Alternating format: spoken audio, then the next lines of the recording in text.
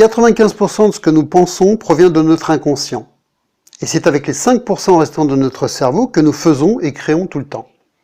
Ce qui est important de savoir avant de se reprogrammer pour devenir la version la plus belle de qui nous sommes, c'est de comprendre la différence entre conscient et inconscient. J'aimerais donc commencer cette vidéo par vous expliquer comment comprendre la partie consciente de notre cerveau. Le conscient, c'est notre identité personnelle, c'est notre esprit, c'est notre partie créatrice, c'est qui nous sommes.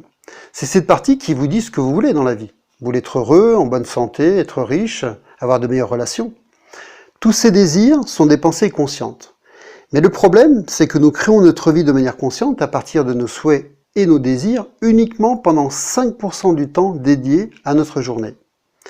95% des comportements de notre journée proviennent de notre inconscient. Ces comportements, ces habitudes sont des programmes répétitifs acquis par les autres, des programmes qui ne nous appartiennent pas. En réalité, nous ne vivons pas notre vie, mais nous vivons des programmes acquis et provenant des autres, fabriqués par les autres, et nous utilisons uniquement 5% de notre temps pour vivre notre vie consciemment.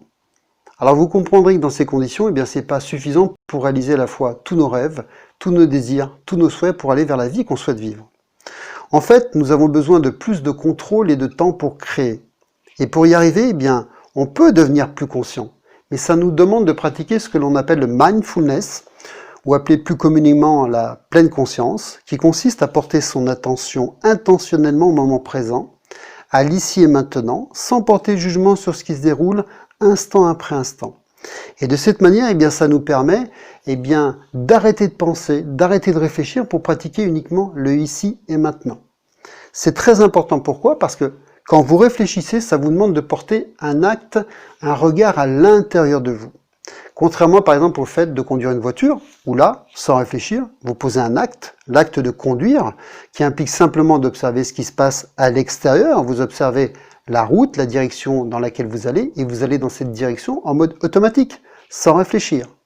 Mais au contraire, réfléchir demande de porter un regard à l'intérieur de soi. Si par exemple je vous demande ce que vous allez faire la semaine prochaine, vous allez chercher la réponse à l'intérieur de vous. Mais pour autant, il y a une autre partie qui interagit en même temps avec tout ce qui se passe à l'extérieur. Vous ne vous dites pas, tiens, je vais m'arrêter de réfléchir pour faire ce qui se passe à l'extérieur. Peut-être pour marcher, pour manger, pour conduire une voiture. Non, il y a bien pour autant une autre partie qui s'en occupe. Si par exemple vous conduisez la voiture pendant que vous réfléchissez, vous ne vous dites pas, tiens, je passe une vitesse, je freine, j'accélère. Pendant que vous parlez à la personne qui se situe par exemple à votre droite, il y a une autre partie qui s'occupe de ce qui se passe à l'extérieur. C'est votre inconscient. Votre inconscient, c'est le pilote automatique.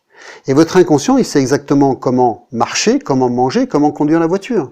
Parce qu'il le fait régulièrement. Parce que pour lui, c'est une habitude, parce qu'il a appris par la répétition. Parce qu'il l'a fait 10 fois, 20 fois, 100 fois. Alors, si seulement 5% de notre vie est contrôlée par notre esprit conscient, c'est parce que les 95% du temps restant, nous pensons et réfléchissons. Dans 95% du temps, notre conscience se parle à lui-même en se questionnant tout le temps sur ce que nous devons faire, comment nous devons faire, où nous devons aller. Alors quand vous marchez, que vous mangez, que vous conduisez la voiture, d'après vous, qui se charge des opérations extérieures pendant que vos pensées sont dirigées à l'intérieur? C'est bien votre inconscient, le pilote automatique qui prend en charge tout ce qui se passe à l'extérieur pendant que le conscient, lui, est occupé. Alors nous savons maintenant que le conscient est occupé à 95% du temps à penser et réfléchir.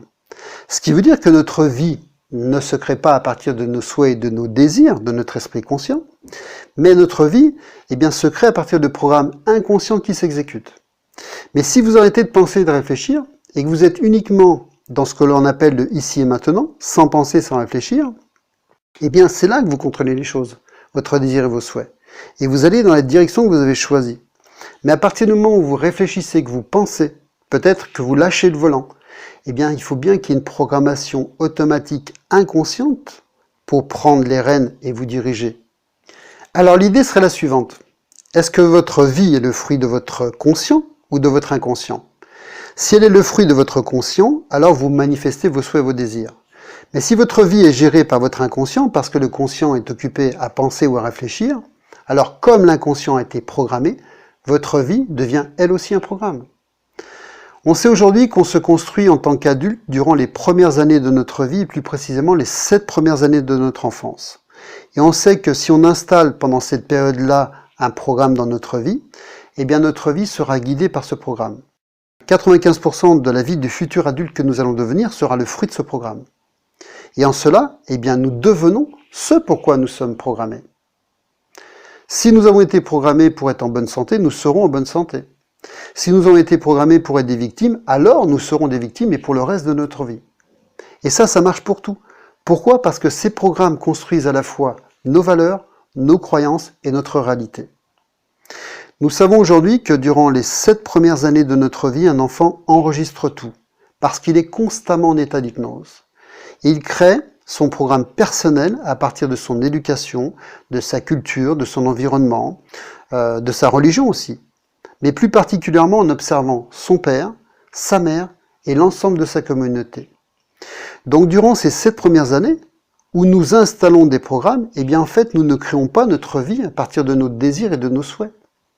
Mais nous créons notre vie à partir de ce que nous observons autour de nous, les comportements des autres, que nous enregistrons dans notre inconscient. Tous ces comportements qui ne proviennent pas de nous, mais de ce qui se passe à l'extérieur, provenant d'autres personnes. Et en partant de ce principe, eh bien, il faut comprendre que durant 95% du temps que constitue notre journée, eh bien, nous exécutons des programmes. Nous jouons et rejouons les comportements d'autres personnes, autres que nous. Si l'autre a jeté sur vous ses qualités, eh bien, vous allez devenir ses qualités. Si l'autre jette sur vous ses défauts, vous allez vous y associer et devenir ses défauts. Et c'est ce qui fait que la plupart du temps, eh bien, vous n'allez pas à la rencontre de vos souhaits, de vos désirs. Vous n'allez pas où vous voulez. Vous allez là où votre programme vous dit d'aller, et vous faites ce que votre inconscient pense être bien ou mal. C'est une réalité subjective, mais pour autant, c'est votre réalité. C'est la réalité de votre programme. Alors, ce que nous devons faire pour vivre notre vie consciemment, c'est changer de programme. Et vous allez me dire, comment on fait pour changer de programme? Eh bien, la première chose à faire, c'est de reconnaître que nous avons 2 esprits, 2 fonctions différentes, le conscient et l'inconscient. Et de reconnaître qu'ils ont chacun des fonctions différentes et qu'ils apprennent de façon différente. Et c'est un point très important à comprendre. Pourquoi? Parce que c'est de là que provient le problème et c'est aussi là le point de départ du changement.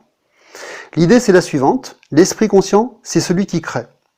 Par exemple, si je vous demandais ce que vous souhaitez dans la vie, vous allez me dire, je veux ceci, je veux cela.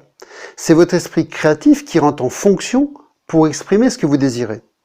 Et si vous dirigez votre vie à partir de votre esprit conscient, alors vous avez la possibilité de vivre vos souhaits et vos désirs les plus chers. Et votre esprit conscient va vous diriger vers cette réalisation.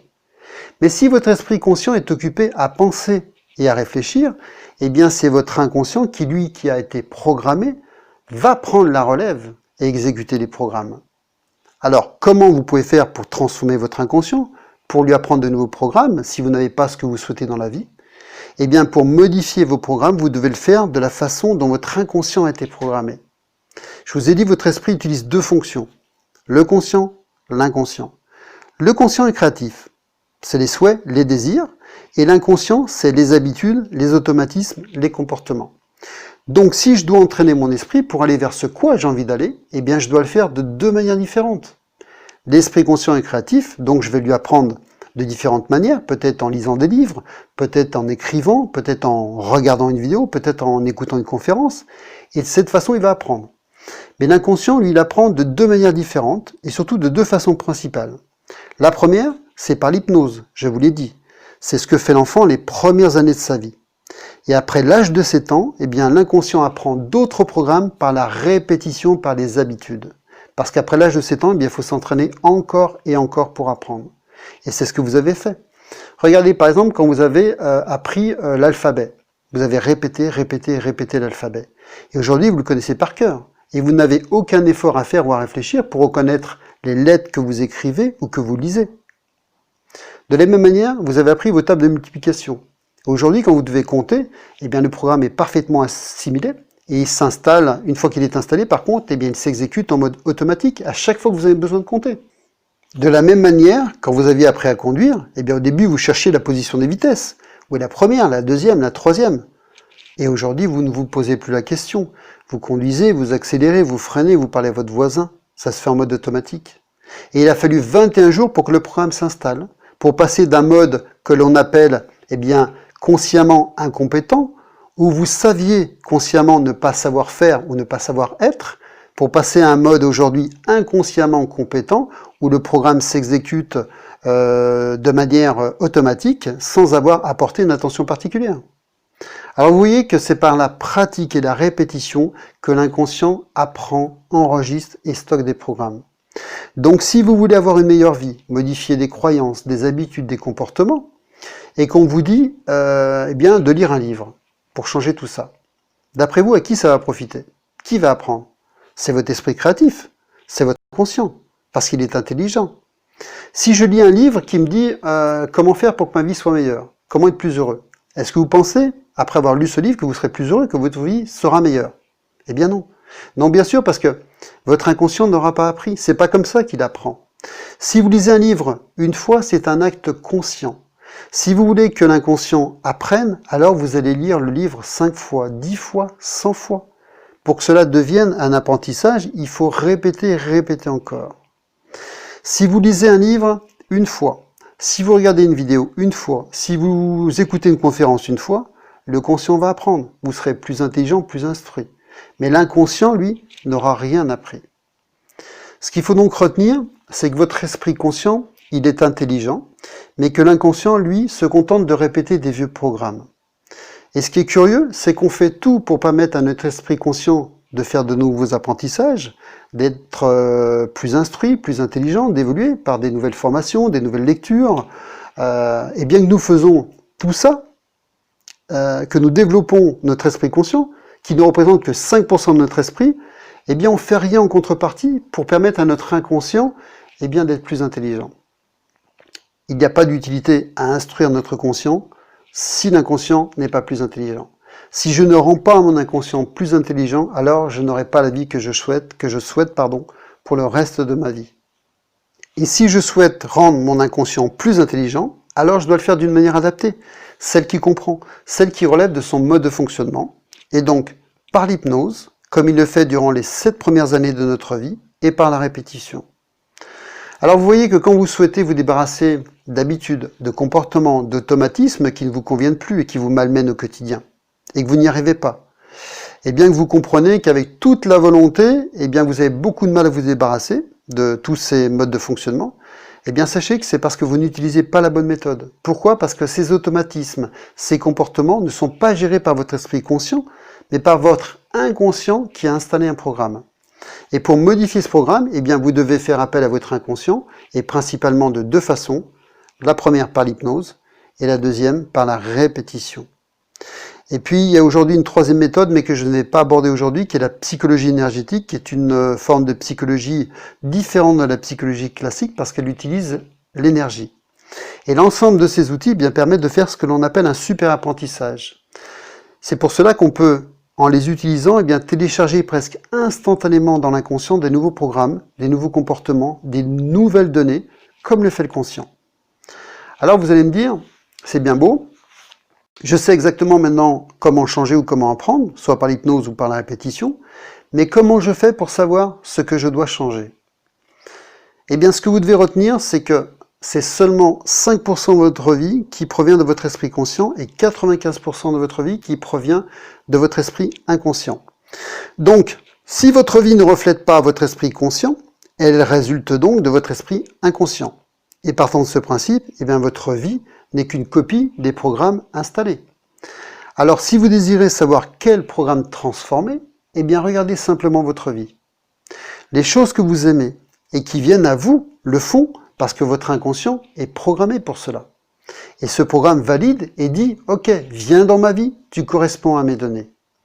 Et s'il y a des choses que vous voulez dans la vie, mais que vous n'avez pas, peut-être une meilleure santé, plus d'argent, de meilleures relations, et que vous mettez pour autant toute votre volonté, toute votre énergie pour avoir ce que vous voulez, pour que cela fonctionne, mais que vous n'avez pas tout ça, eh bien comprenez simplement que la réponse est « Votre inconscient ne valide pas ces données ». Votre inconscient n'a pas le programme adéquat. Votre inconscient ne croit pas que toutes ces choses sont faites pour vous. Bien que vous fassiez tout pour les accueillir dans votre vie, eh bien votre inconscient les repousse automatiquement, systématiquement. Alors vous vous demandez quels sont les programmes installés. Eh bien les programmes que vous avez sont les choses que vous avez dans votre vie. Et c'est pour ça que vous les avez. Et les choses que vous n'avez pas et que vous n'arrivez pas à obtenir, bien que vous travaillez fort et dur pour les avoir, et que vous vous demandez pourquoi vous n'arrivez pas à les obtenir, eh bien c'est simplement parce que votre inconscient n'a pas le programme. Alors si vous désirez avoir toutes ces choses que vous désirez, eh bien souvent, vous cherchez à passer outre l'inconscient pour écrire le programme, en l'ignorant. Et il est là le problème. Il est là le problème, pourquoi? Parce que le travail de l'inconscient compte pour 95%, alors que le conscient, qui lui a la possibilité d'intégrer des nouvelles données, eh bien compte uniquement pour 5%. Alors vous comprendrez que dans ces conditions, c'est difficile de changer les choses, d'aller vers nos souhaits, nos désirs les plus profonds. C'est quasiment mi-soit impossible.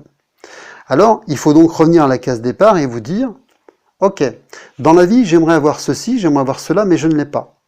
Mais par la répétition et par l'hypnose, je vais maintenant installer un nouveau programme dans mon inconscient. Je vais me reprogrammer pour avoir tout ce que je souhaite. Peut-être une meilleure santé, peut-être attirer plus d'argent, avoir plus de sérénité, une meilleure relation, peut-être trouver l'amour de ma vie.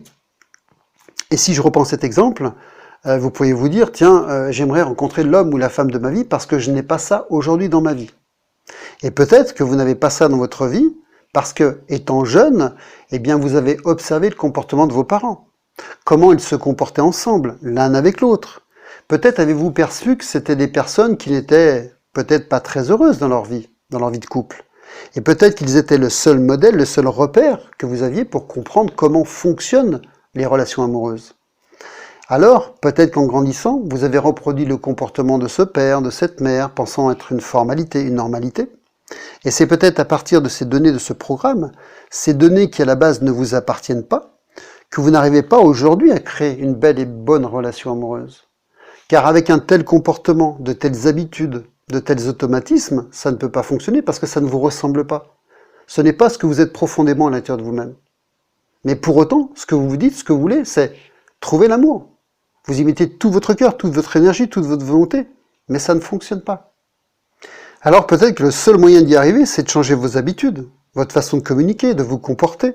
Changer ces comportements que vous avez peut-être appris de votre père, de votre mère. Ces programmations inconscientes qui vous ont éloigné de qui vous êtes vraiment, de vos désirs et de vos souhaits. Alors comment faire pour obtenir ce qu'on souhaite dans la vie? En reprogrammant notre cerveau et en installant de nouveaux programmes. Et comment?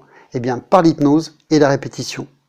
Et quand vous faites cela, vous pouvez remarquer que vous n'avez plus besoin de lutter pour obtenir ce que vous désirez dans la vie. Vous pouvez changer instantanément et radicalement votre vie pour aller vers le changement désiré.